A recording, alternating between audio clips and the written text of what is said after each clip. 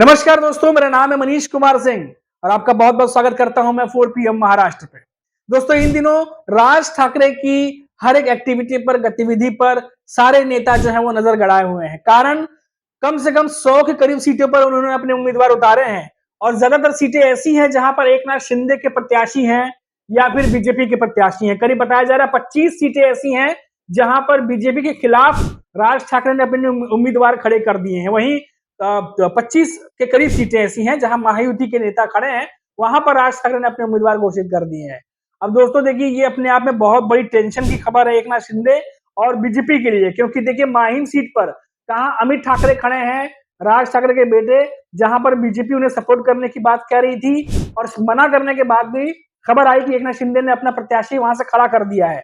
तो क्या इस बात की नाराजगी है राज ठाकरे में? ये भी एक बात हो सकती है। दूसरा ये कि माहिम सीट पर सदस्य बनकर जो है वो एकनाथ शिंदे की पार्टी से खड़े हैं और अमित ठाकरे उनके सामने चुनाव लड़ रहे हैं। अब बीजेपी के सपोर्ट करेगी, सबसे बड़ा सवाल है। और इन सब के बीच आपको बता दें कि टेंशन अब कैसे पैदा होगी। देखिए, मुंबई बेल्ट की 36 सीटों में से बताया जा रहा है कि 25 सीट पर राज ठाकरे ने अपने उम्मीदवार को उतार कर फिर से सियासी किस्मत को, अपना जो सियासी उनकी जो किस्मत है उसको जगाना चाहते हैं। ऐसे में आक्रामक हिंदुत्व का दाव खेल रहे हैं और ये दाव बीजेपी और महायुति को भारी पड़ सकता है, क्योंकि वो भी यही करने की कोशिश कर रहे हैं। आपको बता दें कि एमएनएस में करीब जो राज ठाकरे की पार्टी है 100 सीटों पर प्रत्याशी उतारे, जिसमें से 25 टिकट मुंबई क्षेत्र की सीटों पर उतारे हैं। बीजेपी भले ही माहिम सीट पर उन्हें समर्थन करने की बात कह रही थी, लेकिन शिंदे के प्रत्याशी न हटा जाने के चलते राज ठाकरे जो है वो उनका टारगेट कहीं बीजेपी तो नहीं बन रही है, सबसे बड़ा सवाल है। 12 सीट पर बता दें आपको कि बीजेपी जो है और 10 सीट पर एकनाथ शिंदे गुट वाले जहां पर उनके प्रत्याशी हैं, वहां पर राज ठाकरे ने अपने उम्मीदवार उतार दिए हैं। अब देखिए किन किन सीटों पर उतारे हैं, मैं थोड़ा सा उसकी डिटेल दे देता हूं आपको। राज ठाकरे ने शिंदे गुट के उम्मीदवार के खिलाफ प्रत्याशी उतारे हैं। उसमें वर्ली सीट से मिलिंद देवड़ा है, जिनके सामने संदीप देशपांडे को खड़ा कर दिया है। माहिम से सदा सरवनकर हैं, जिनके विरुद्ध अमित ठाकरे खुद खड़े हैं। कुर्ला से मंगेश कुडालकर के खिलाफ प्रदीप वाघमरे खड़े हैं। चांदीवली से दिलीप लांडे के खिलाफ महेंद्र भानुशाली खड़े हैं। चेंबूर से तुकाराम काटे के सामने मौली थोरवे खड़े हैं। दिंडोशी से संजय निरुपम जो है, जो कि कांग्रेस छोड़कर एकनाथ शिंदे के साथ आए थे, उनके खिलाफ भास्कर परब को खड़ा कर दिया है। ऐसे ही कई सारी और 3-4 सीटें हैं जहां पर अब एकनाथ शिंदे के प्रत्याशियों का मुकाबला सीधा राज ठाकरे के जो है उम्मीदवारों, जो जिनका नाम उन्होंने दिया, उनसे मुकाबला होगा। वहीं देखिए आप, बीजेपी के खिलाफ भी राज ठाकरे ने जहां जहां प्रत्याशी उतारा है वो सीटों का नाम मैं आपको बता देता हूं। और उनमें से है, पहला वडाला की बात करें तो बीजेपी कालीदास कोलंबकर के खिलाफ स्नेहल जाधव को खड़ा कर दिया है राज ठाकरे ने। विले पार्ले में पराग अलावनी जो कि बीजेपी से है, उनके खिलाफ जूली शेंडे को खड़ा कर दिया। वर्सोवा से संदीप देसाई बीजेपी से लड़ रहे थे, माफ कीजिएगा, वर्सोवा से संदीप देसाई को खड़ा कर दिया है। गोरेगांव में विद्या ठाकुर के सामने वीरेंद्र जाधव। कांदीवली पूर्व में अतुल भाटगलकर जो कि बीजेपी के उम्मीदवार हैं, वहां से विधायकी के लिए लड़ रहे हैं, उनके खिलाफ महेश फारकसे को खड़ा कर दिया है। चारकोप में योगेश सागर के सामने दिनेश सावरी को खड़ा कर दिया है। और बोरीवली, मैं आपको बता दूं कि बोरीवली में संजय उपाध्याय, जिनको टिकट दिया गया था, जिसके बाद सुनने में आया कि गोपाल शेट्टी जो कि बीजेपी के बहुत बड़े नेता हैं, 2 बार के सांसद हैं, वो नाराज हो गए थे और उन्होंने घोषणा कर दी कि वो निर्दलीय लड़ेंगे और जीत के आएंगे। लेकिन खैर अभी उन्होंने वापस ले लिया है लड़ने का फैसला, तो अभी उस पर ज्यादा चर्चा करने का कुछ तुक बनता नहीं है। लेकिन अब देखिए यहाँ पर कि कई सारे ऐसे 3-4 सीटें और हैं जहां पर बीजेपी के सामने राज ठाकरे ने अपने उम्मीदवार खड़े कर दिए हैं।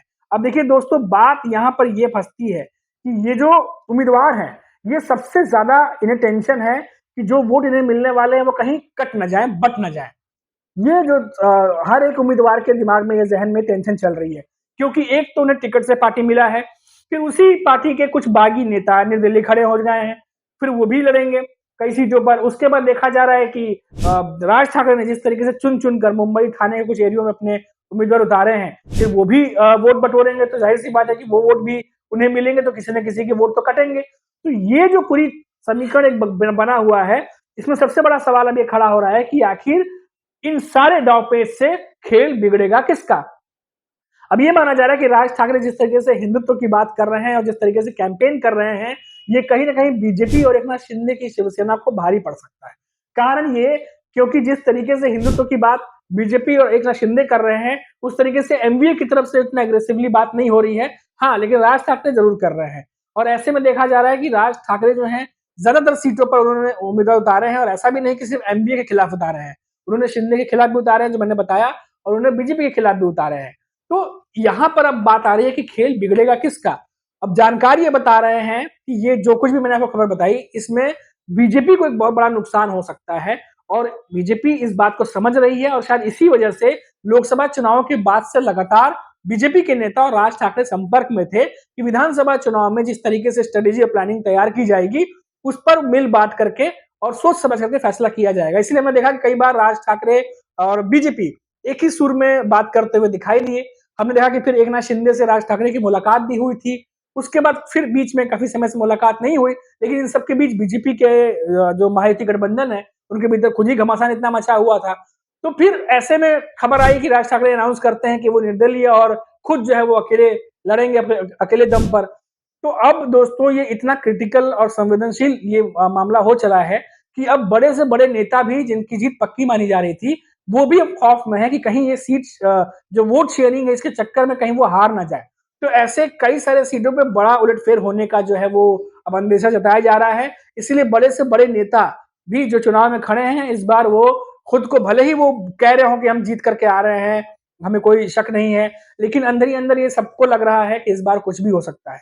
और जिस तरीके से बीजेपी में टिकट बंटवारा हुआ है, जिस तरीके से महायुति के दोनों गठबंधन जो एकनाथ शिंदे अजित पवार उनके बीच में टिकट बंटवारा हुआ है, तीनों ही दलों को मिला करके इनके भीतर खींचतान जो चली है उससे कई सारे नेता नाराज भी हैं, इसीलिए कई नेता बागी भी खड़े हुए हैं। ऐसा ही एमवीए के साथ भी हुआ है, लेकिन एमवीए में भी माना जा रहा है कि वहां पर कई सारे उम्मीदवारों ने जो है नाम वापस ले लिया है, कुछ नेता महायुति में भी नाम ले रहे हैं वापस। लेकिन खेल किसका बिगड़ेगा, तो ये सब कुछ जो देखने के बाद समझ में आ रहा है वो ये आ रहा है कि इसमें नुकसान जो है वो महायुति का हो सकता है, क्योंकि जो सर्वे आए थे हमने सर्वे देखे, एक नहीं बल्कि 2-3 सर्वे देखे, और सर्वे में देख के साफ मालूम चला कि जो सीटें हैं वो एमवीए की तरफ ज्यादा जा रही हैं। लोकसभा चुनाव जो अभी कुछ ही 3-4 महीने पहले संपन्न हुए, वहां भी हमने देखा कि एमवीए ने एक बड़ा मार्जिन हासिल किया था और जीत करके वो 30 सीटों पर आए थे करीब करीब। उसके बाद अभी जो कुछ मौजूदा स्थिति में चल रहा है इसमें यह साफ जाहिर है कि वोट बटने वाले हैं, बड़े बड़े नेताओं के वोट बटेंगे, कटेंगे, उनके वोट किसी और को जाएंगे, ये सब कुछ होने वाला है। तो इसमें सबसे बड़ी भागीदारी बढ़ जाती है बागी मंत्रियों की जो कि निर्दलीय खड़े हैं, और राज ठाकरे जो एमएनएस की पार्टी जो कि इतने बड़े लेवल पर उन्होंने अपने उम्मीदवार उतारे हैं उनकी। तो बड़ा खेला जो है वो होने वाला है। 20 नवंबर को जब चुनाव होंगे, जब वोटिंग बढ़ेगी, उसके बाद देखिएगा दोस्तों जब रुझान आना शुरू होंगे, जब ये मालूम चलेगा कि कौन कितने सीटों पर जीत रहा है, उसके बाद आप देखिएगा दोस्तों कि कितना बड़ा खेला महाराष्ट्र की राजनीति में होगा, क्योंकि सबके पास प्लान ए के साथ प्लान बी भी है। तो अभी के लिए फिलहाल इतना ही दोस्तों, फिर लौटेंगे तो बात करेंगे महाराष्ट्र के किसी बड़ी खबर पर। तब तक आप देखते रहिए 4 PM महाराष्ट्र, और मुझे इजाजत दीजिए। नमस्कार।